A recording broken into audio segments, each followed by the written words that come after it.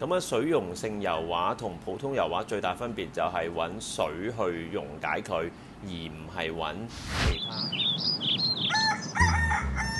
屯門畫室終於有網上課程啦，下面嘅資訊欄有連結，快啲加入成為 Patreon 會員啊！大家好，歡迎嚟到屯門畫室，今日想講嘅係 Daniel Smith 水溶性油畫。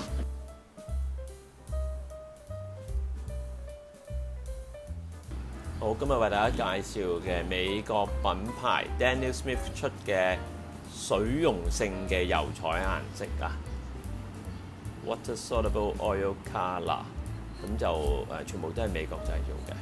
咁啊，水溶性油畫同普通油畫最大分別就係揾水去溶解佢，而唔係揾其他嘅一啲重節水啊，或者係啲開油嘅溶劑去溶解佢。咁就有啲朋友咧係對油畫敏感啊，或者係聞唔到重節水嗰啲咧，就非常好用。另外咧，我有埋一紮 Painting Media， 就係本身我哋油畫有呢啲開油嘅溶劑啦。咁佢有一抽咧 Safflower Oil， 全部都係依隻水溶性專用嘅。咁有亦都有啲快乾嘅油啦。咁一陣間每一支我會試俾大家睇下嘅，呢個係 Linseed Oil 嘅快乾版同埋正常版都有啊。好，我哋試下啲色睇得唔得？好，咁用法同普通油畫基本上冇分別，用幾多擠幾多新鮮出嚟，我每隻顏色擠出嚟。嗱，佢擠出嚟咧，佢都真係你見到有啲溶劑喺裏邊嘅，咁樣就咁睇個感覺咧，係同呢個重節水溶嘅正常嘅油畫其實係冇咩分別。慢慢逐個擠晒出嚟先。我哋睇下啲顏色，擠出嚟嘅感覺好接近正常油畫，係 Artist 靚嗰隻顏色非常鮮豔嘅，大家可以望到。咁樣揾清水去將佢溶解啦。咁樣大家知水同油溝埋，所以咧其實佢哋嘅方法就係用個乳化嘅效果。之前咧我都有介紹第二隻牌子嘅，咁嘅水溶性嘅油畫，我就咁用個清水去將呢啲水溶油畫溶解咧，即係我意思係 Daniel Smith 呢個牌子咧，我感覺好，非常接近。咁好似普通你用油畫咁樣啦，你就大力啲去就會拆開啲啦，多啲水佢又會溶解多啲啦，就係如此類推啦，就係咁樣啦，係咪？嗱，大家見到，咁就多啲水你就會稀釋佢嘅，我多少少俾你睇下。咁等於你用正常油畫用多啲重節水，你就可以將嗰個油畫溝開咁解嘅啫。喐嗰時嗰個感覺咧都似油畫拆開嘅。好，咁當然你揾張紙巾用清水又可以將佢係整乾淨。咁你可能會問啊，咁我用嗰個塑膠彩都係咁樣揾水溝開啊，但係出嚟塑膠彩感覺就好膠咯，佢就幾油畫咯個感覺。用落去試其他隻顏色俾大家睇下。咁就冇咩技巧可言㗎啦，正常油畫咁做，佢揾水去溝開佢，顏色同顏色之間亦都可以撈埋混合嚟使用啦。當然好鮮啊！呢一隻 Daniel Smith 出嘅水溶油畫，咁用嘅筆都唔使係特別其他咩筆㗎啦，用翻正常油畫筆就得。咁我逐隻嘅頭先嘅溶劑試俾大家睇下。首先係佢哋嘅 Painting Media， 好，咁樣出到嚟全部都係有一啲好似生油咁嘅色，黃黃地嘅色啦。嗱，佢就會結身好多。如果揾依個嚟開，你唔揾清水去開咧，出嚟個感覺更加同油畫係非常近。咁啊，張咗黏好多嘅。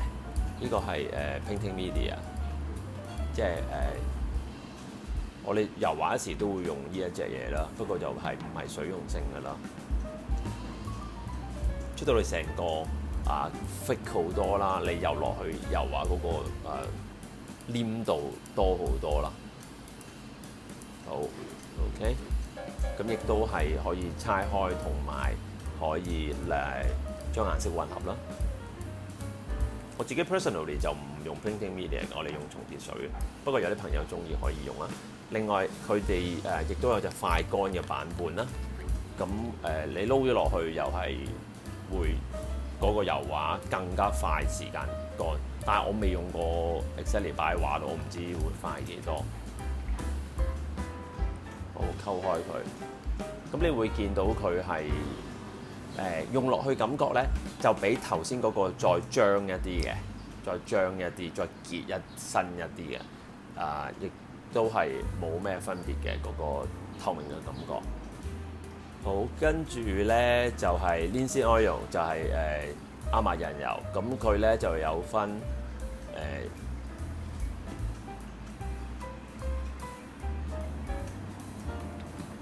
係啦，油倒出嚟都好似亞麻仁油嘅。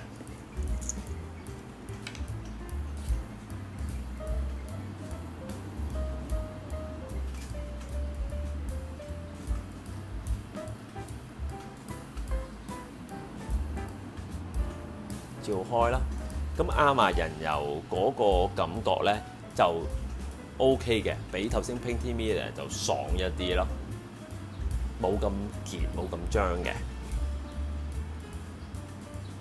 咁你問我真係有咩好細微分別？其實冇乜，只係有啲人中意習慣性啦。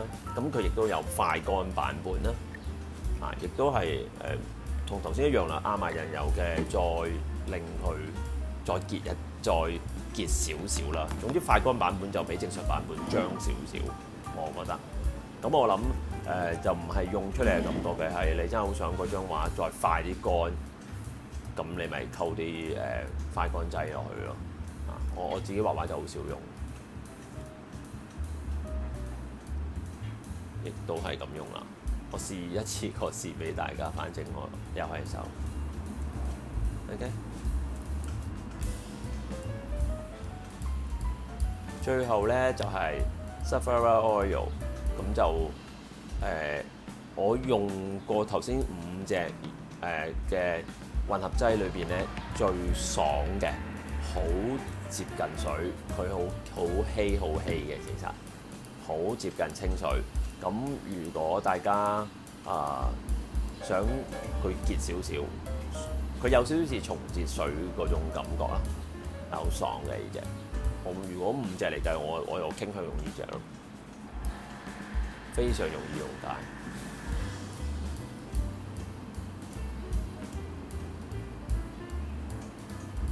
好，今日介紹嘅就係咁樣啦，非常真心推介俾對油畫有敏感啊，聞唔到松節水或者其他油性稀釋劑嘅朋友啦，咁樣完全安全使用嘅，因為美國嘅出品就係為大家帶嚟嘅 Daniel Smith 嘅水溶性油畫，咁希望大家中意。咁我哋喺 Minipedia 咧已經有得販賣㗎啦，中意嘅話可以撳落下邊條 link 睇下好嘛？有咩想講，喺下邊留言，所有都係盡量回答。Enjoy。大家好，歡迎嚟做馬西。今日想講嘅係 Google Meet 照片風景掃描課程啊！好，新一期嘅 Google Meet 課程又嚟啦。今次嘅題目就係照片風景掃描。咁我哋睇下嗰啲日期詳情先。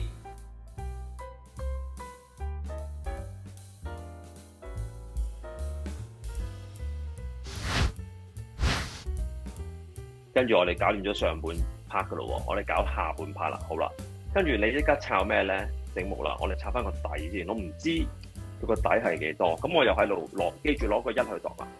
我又攞貓咪額頭同嗰個耳朵窿。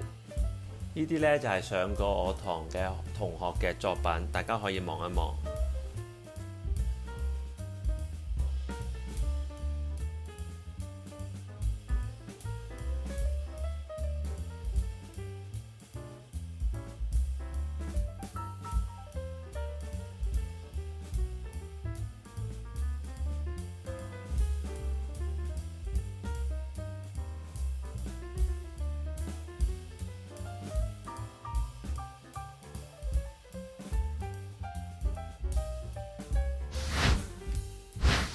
今期呢就係照片風景素描，咁講明素描呢亦都係最簡單嘅材料就得㗎啦，2B 筆、白紙同埋擦膠。咁個題材呢就係3張風景畫，一如以往啦。6堂裏邊我哋畫3張，即係2堂1張。咁嗰個照片風景素描有咩特別呢？就係我收到好多fans 嘅來信呢，就話想學呢點樣喺用一張照片，譬如你去到一個旅行嗰度影嗰啲相，或者自己上網見到有啲圖片呢，你想係相嚟嘅，但係相同素描係唔同噶嘛，同張畫唔同噶嘛。以往呢，我教嘅班呢，大家都係用一啲以前嘅名畫，咁嗰張本身就係畫嚟㗎啦嘛。咁你用張畫去抄一張，變成一張素描，或者變成一啲任何媒體呢，相對地好似感覺上容易啲，因為有筆觸有成有得抄嘛。咁如果照片方面我哋要點樣取捨，點樣做呢？咁今堂嘅課程呢，就係特別係為呢樣嘢而設嘅。咁我揀咗3張好靚，亦都咧好容易起手嘅風景嘅照片嚟做。咁第一個呢，就係富士山。咁第一堂富士山我俾大家就係 warm 下啦。咁亦都係嗰個會教大家點樣量度嗰個比例啦。咁樣咧，同埋教大家用一支2B 筆點可以做到有幾個 layer 咧？排線係點樣排咧？無論係嗰個山嘅層次，同埋天上邊咧有好多細微雲嘅層次，究竟係點樣用一支2B 筆同埋擦膠我哋就可以表達出嚟咧？咁第一堂我哋就係 warm up 嘅，我哋好容易會學到噶啦。第2堂咧，我就將成個格調轉晒啦。我用嗰個煙雨迷蒙嘅樹林景，再教大家。咁咧就裏邊咧有好多不同嘅層次，包括煙霧彌漫嘅層次，裏邊嘅光影啦，下邊嘅嗰啲矮嘅草叢嘅光影啦，同埋實嘅樹幹，咁有淺有深，有前有後，有粗有幼。咁點可以畫到有呢個 layer， 但係我哋又唔會令到嗰張素描好污糟呢？咁呢度重點係教呢度，同埋眼似好複雜嘅素描嘅底嘅照片，譬如呢個圖呢，有好鬼多棵樹咁啊，有多數我哋畫下就會迷失咗。咁喺構圖方面，我哋要注意啲乜嘢呢？咁喺呢一堂我係會教大家嘅。好，最後咧我就嚟一張咧瀑布啦嚇，咁有啲朋友咧中意瀑布咁樣，我用個打直嘅倒嘅，咁樣就同之前嗰兩個唔同啦。呢個咧仲更加深入咧，上邊咧你見到咧有啲樹葉啊，有啲青苔啊嗰啲咁嘅嘢咧，好亂嘅嚇。第一二個咧，即係話第一個嗰個富士山，第二個嗰個樹林咧，都好似可以數到係嘛？當我哋咧面對緊想畫一啲嘢咧，尤其是大自然嘅風景，我哋數唔到嘅，好似呢啲咁樣嘅一堆嘅樹啊咁啊，佢又有嘅喎，又唔知從何而起喎，係嘛？咁究竟應該點樣去做咧？咁呢堂咧最主要就係教依樣。第二就係話點樣去表達到嗰個中間個瀑布嗰個光個感覺咧，個水嘅點表達咧？好，以上就係為期6堂3張畫嘅課程內容啦。咁就好適合任何程度嘅朋友嘅，無論係新學嘅、未學過嘅或者舊嘅同學，想自己有時影嗰啲相，將佢放咗素描，最簡單嘅啦。但係唔識放，咁我哋今堂我哋就係呢個 Google Meet 第一次係用照片做嗰個 source， 就唔係用咗名畫。咁就希望亦都係開一啲新嘅 topic， 大家可以學到啲新嘅技巧，好嘛？好，咁就報名咧嗰個 link 咧，我擺咗去 description 嗰度 pin at the top 噶啦，大家撳落去就可以撳到。如果唔係，再去我哋嘅全部畫室嘅 Facebook 裏邊，亦都有相關嘅資料，好嗎？期望喺嗰個 Google Meet 嗰度見到大家，拜拜。感謝大家收看，記得 like share 條片 ，subscribe to channel。逢星期2、6晚有新片，星期4 9點半到10點鐘直播，記得 follow Facebook 同 IG 我教嘅畫班去全本書.com，畫在點點點點.com，拜拜。